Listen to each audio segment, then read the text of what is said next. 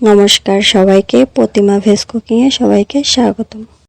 আজ আমি তোমাদের সাথে তেলের পিঠার রেসিপি শেয়ার করব। তার জন্য প্রথমে গোলাটা মেখে নেব। প্রথমে দিয়ে দিব আটা, চালের গুঁড়া, আপনারা চাইলে শুধু চালের গুঁড়া ব্যবহার করতে পারেন, চিনিটা কম বেশি করে নিতে পারেন। এবার দিয়ে দেব লবণ। সব কিছু এবার ভালো করে মিশিয়ে নিতে হবে।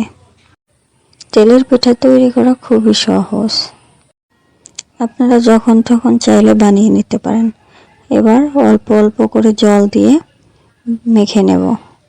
একবারে বেশি জল দেওয়া যাবে না, তাহলে গোলাটা পাতলা হয়ে গেলে সেক্ষেত্রে আপনারা পিঠাটা ভাজতে পারবেন না।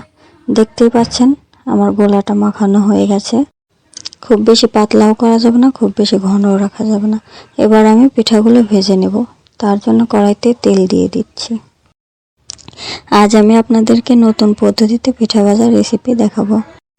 তেলের পিঠা ভাজতে আমার একটা চামচ লাগবে। চামচটা বেশ কিছুক্ষণ তেলের ভিতর ডুবিয়ে রাখার পরে কিছুটা তেল সহই গোলাটা দিয়ে দিতে হবে। তারপর তেলে ডুবিয়ে রাখলেই কিছু সময় পরে দেখা যাবে যে পিঠাটা অনেক সুন্দর ফুলে গেছে। তারপর একই পদ্ধতিতে উল্টে পাল্টে সবগুলো পিঠাই ভেজে নেব। আজকের এই তেলের পিঠার রেসিপিটা আপনাদের কেমন লাগলো অবশ্যই কমেন্ট করে জানাবেন। সবাই ভালো থাকবেন, সুস্থ থাকবেন। নমস্কার।